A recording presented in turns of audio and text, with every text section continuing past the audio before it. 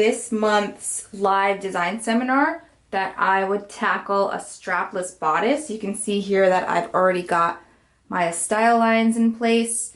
I have a center front seam, which is kind of uncommon, mostly because you don't want to have bulkiness coming down center front.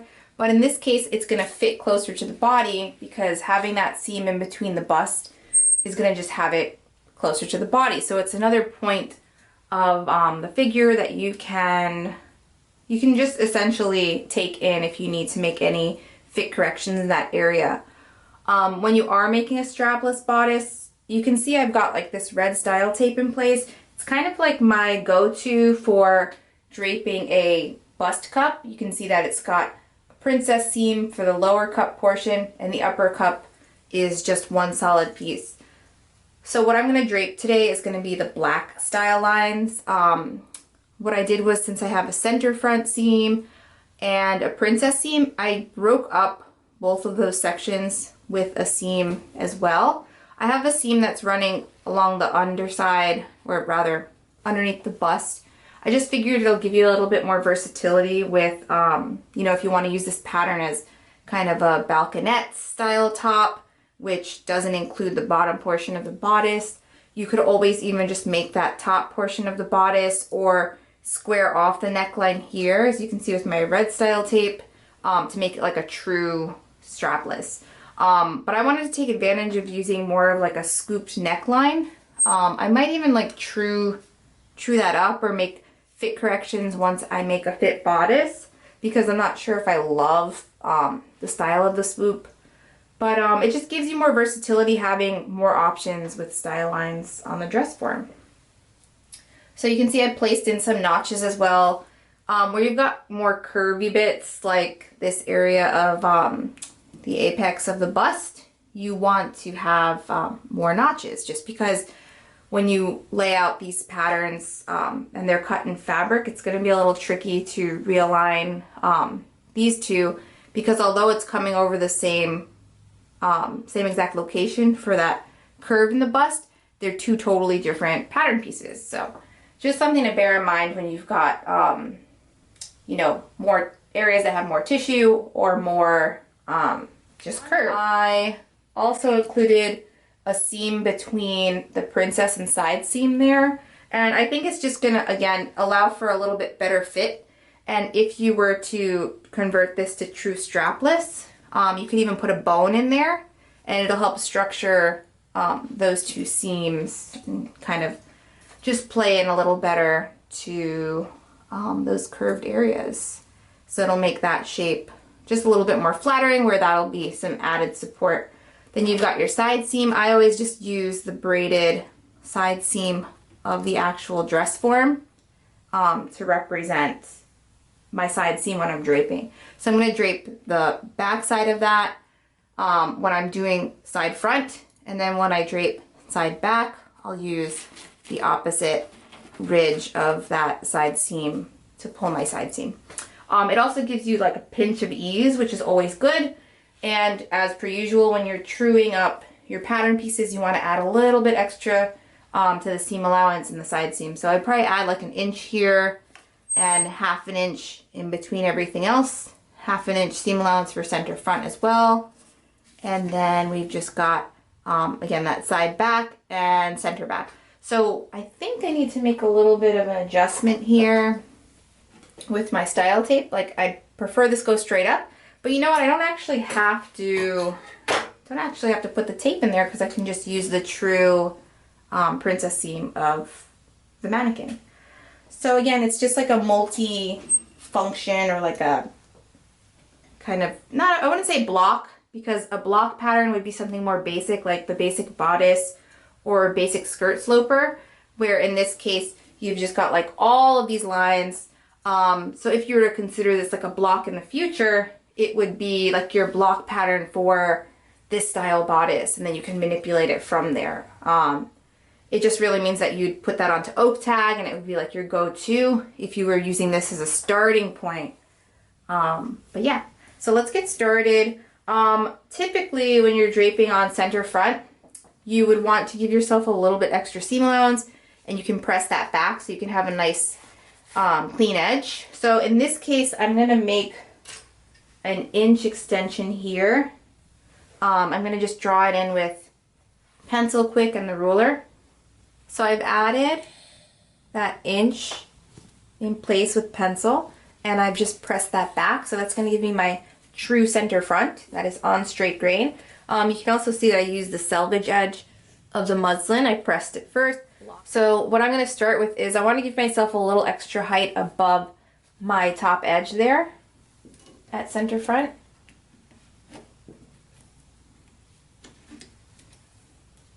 And I wanna maintain that straight grain down center front of the form. You always want to pin against your muslin. And I also am sure that I keep my center front of my muslin pinned at least like 2 or 3 inches below the waist, or where your waist is going to end on your muslin. And it just helps because then you don't have to worry about, is my grain line going to shift as I start to smooth this panel along into the next seam. Just keeps everything in place. And I've mentioned in the past that it's better to do your draping in pencil, but I think for camera it's just a little bit more graphic if I use a ballpoint pen. I do not recommend using like a felt tip, a Sharpie, because those types of markers have a tendency of bleeding or kind of spreading across your muslin, and then you don't know what your true markings are. So I'm just going to continue smoothing that. If you start to tug at any areas of your muslin at center front, you can just add a few more pins in there.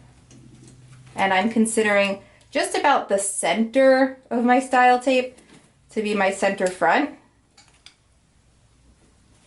because that's how I place my style tape onto this form. So I'm just going to continue to smooth that out, and then I'll begin marking my first style line. You can see here where I've got kind of that stress from the curve. I have to start clipping to release any of that tension there. So I can clip away at the bottom edge now and just set that aside. I also had a bit of an extension here that I'll use for center back later.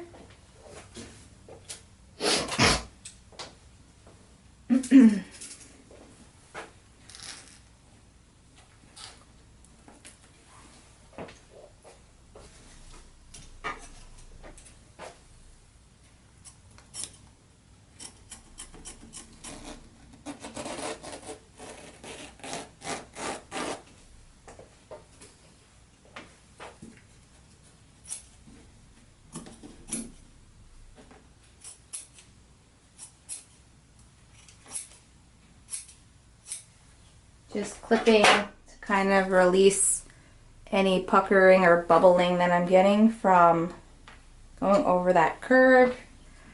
And again, just for the versatility of this pattern piece, so that I have a little bit more ability with styles with this garment, I'm gonna mark in every visible style line that I have.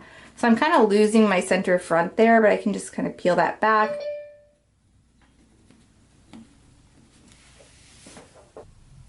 Hello.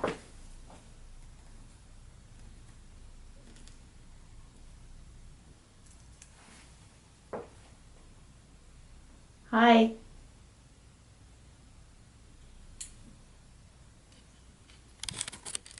All right, so as I mentioned, we're going to just mark in, and we've done this before with draping, you know, this is already on straight grain, we've established that, but wherever you've got your cross marks, where any of the seam lines intersect with each other, which would be up in there, you want to be sure that you label that as a cross. Also, you want to dot, dot, dot, dot in between those 2 points. Sadly, I don't think this ballpoint pen is really cutting it, so we're gonna have to switch over.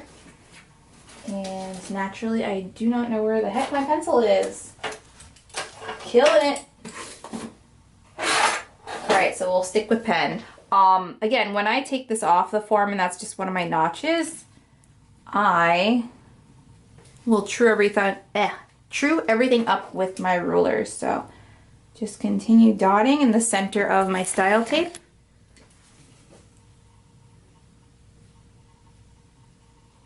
Make sure to cross mark, and that's my kind of underbust style line there. Cross mark down here. And then cross mark where my waist meets my seam line. I always like to give myself a bit of a squared off mark at center front. And I also like to mark that's my center front and my center front. So CF, just so there's no confusion later. I'll label this as number 1 as well. And the only notches that I have marked in place so far were from my black seam tape. So although I've got my cup in here also, I mean, if you want to get really technical, you could kind of dash that in and just write that this is the cup. It could be even kind of cool to keep that line. It's a lot of little pieces though, so I feel like when it came down to seam allowance, it could get like too bulky if I keep that piece. Yeah, because there's a seam allowance there, seam allowance here, here, and then so just, you know, for future reference, if I wanted to do something with that, I could keep it. So I'm just going to take this away, and then I'll continue with my other panels.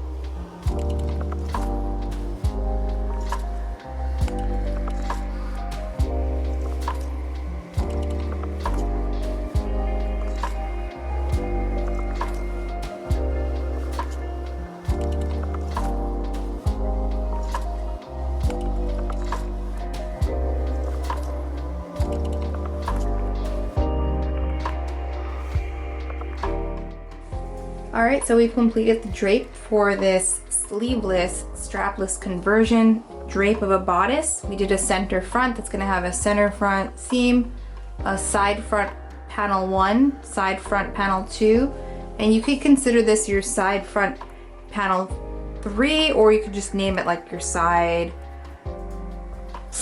seam panel for front. So what I'm going to do is I'm going to cut two of these, cut two, cut two, cut two, and cut two. So the only change that I made that's not visible with style tape was continuing that princess seam down the back, and I will have a center back closure, if not a side seam closure, and that's that. So I did keep a few of my red markings just in case I wanted to use this pattern for any different types of bodices that you can see up on here. So you've almost got like just a lot of different features to this drape. Although it is a lot of panels for center back, typically there's no darts and the seaming really just helps to shape the back bodice. So I was able to drape that as an all-in-one piece because I started on straight grain at center back. So let me know if there's any questions. Otherwise, thanks so much for joining during this month's live design seminar.